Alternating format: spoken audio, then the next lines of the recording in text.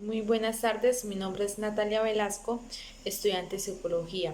Vamos a hablar sobre el por qué escogí esta carrera. Esta carrera la escogí porque es una carrera que me emociona mucho y me apasiona. Eh, Me apasiona aprender sobre los comportamientos de los seres humanos, sobre las emociones, en diferentes situaciones, cómo es nuestra conducta, qué es la personalidad o la influencia de la cultura en nuestra manera de pensar. La psicología no solo nos ayuda a mejorar a nosotros mismos, sino que gracias a sus asignaturas como psicología nos podemos saber más e interactuar con las demás personas. En el segundo punto, que dice que de un breve comentario de cuáles son sus expectativas frente al curso. Mis expectativas frente al curso se basan en las dimensiones de la cognición, como la atención, saber sobre la atención, percepción, la memoria, la inteligencia. También ese curso consiste en conocer cómo el ser humano adquiere, representa, transforma, almacena, recupera y utiliza información sobre el mundo que lo rodea. En estudiar la conducta observable en el comportamiento del ser humano y su desempeño o relación con el ambiente. En la segunda fase vamos a hablar qué es la cognición y cómo se relaciona a la psicología cognitiva. Es la capacidad que tenemos los seres vivos de procesar la información a partir de la recepción de estímulos que nos llegan en el mundo exterior a través de los sentidos. El conocimiento adquirido como la experiencia y nuestras características subjetivas que nos permite integrar toda esta información para valorar e interpretar el mundo,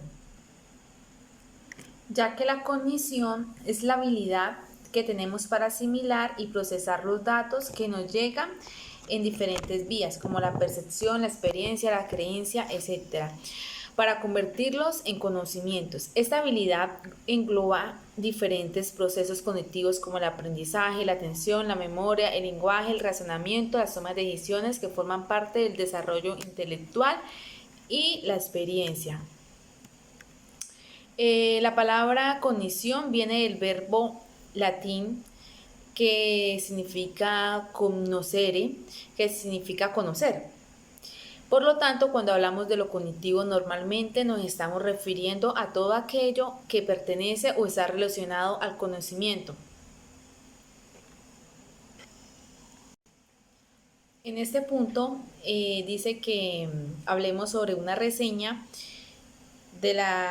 histórica de la psicología cognitiva. Se define como psicología cognitiva el análisis científico de los procesos mentales y estructurales de la memoria humana con el fin de comprender la conducta humana. Eso lo dijo Mayer Richard en 1985. La psicología cognitiva también explica la conducta de acuerdo a entidades mentales, que se comprenden como estados, disposiciones o formas de organización interna de la información. Con esta metáfora computacional, la psicología cognitiva explica si es posible acceder a la llamada caja negra. Y es por muchos autores se concentraron en probar y comprobar esto, lo de la caja negra. En esa época la psicología cognitiva era rechazada porque aceptaba el uso del método científico y también plantea la existencia de los estados mentales como los deseos, las motivaciones, las creencias y las conductas, la teoría conductista la rechazaba. Fue en la publicación del libro Cognitive Psychology por Neisser que se comenzó a utilizar el término de psicología cognitiva en el año de 1967. De acuerdo con Melo, en el 2015, la psicología cognitiva es el estudio científico de la mente como procesador de información, en la que los psicólogos cognitivos intentan construir modelos cognitivos del procesamiento de la información que ocurre dentro de las mentes de las personas. incluida la percepción, la atención, como le habíamos hablado, la memoria, el pensamiento y la conciencia. Los fenómenos cognitivos humanos son similares a los que llevan a cabo los ordenadores.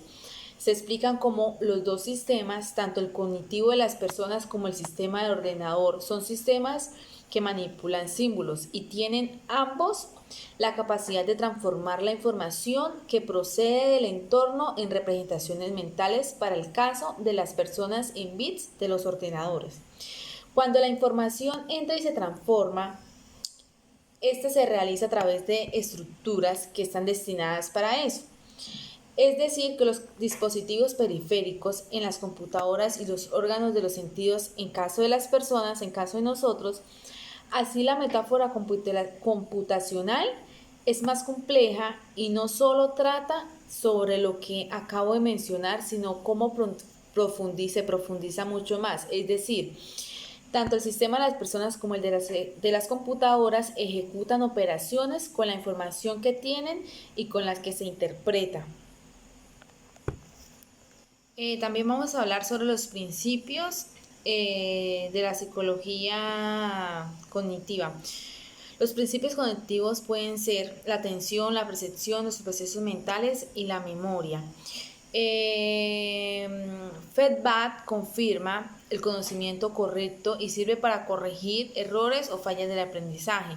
La fijación de metas o propósitos motiva el aprendizaje y los éxitos y fracasos incluyen en la determinación de los objetos futuros. Deben ser favorables del pensamiento, divergentes que conducen a soluciones imaginativas de un problema o la creación de productos nuevos y valiosos. Para Brunner, los procesos cognitivos son los medios por los cuales el organismo obtiene, retiene y transforma la información. En la década de 1960, Brunner desarrolló una teoría de crecimiento cognitivo. Sus enfoques le contrastaron a Piaget, que tiene en cuenta los factores ambientales y los experimentales, considerando lo escrito, que toman en cuenta lo social, lo político y las relaciones interpersonales. También encontramos el punto, y es el último, de cómo se relaciona la cognición en los procesos biológicos, psicológicos y socioculturales. Los factores biológicos, características derivadas de la estructura y funcionalidad del organismo como entidad puramente biológica y la afectación que puede producir heredada, congénita, adquirida, estable o transitorio sobre el funcionamiento fisiológico y psiconeurológico del sujeto. Los enfoques cognitivos de la cultura se inscriben en los debates contemporáneos de la teoría de la cultura contra 4 tendencias influyentes en las ciencias sociales. La primera es la tendencia hacia el relativismo cultural, que asume la variabilidad cultural es un hecho histórico, intrínseco y arbitrario. Más que un hecho, debe ser explicado. La tendencia hacia la generalización abusiva, que todo proceso natural implica violencia simbólica o poder que conduce a ignorar la transmisión cultural legítima en otras clases de determinación de la biología. Y la tercera es la tendencia a referir la descripción densa, que conduce a evitar el valor científico o contemporáneo de la investigación.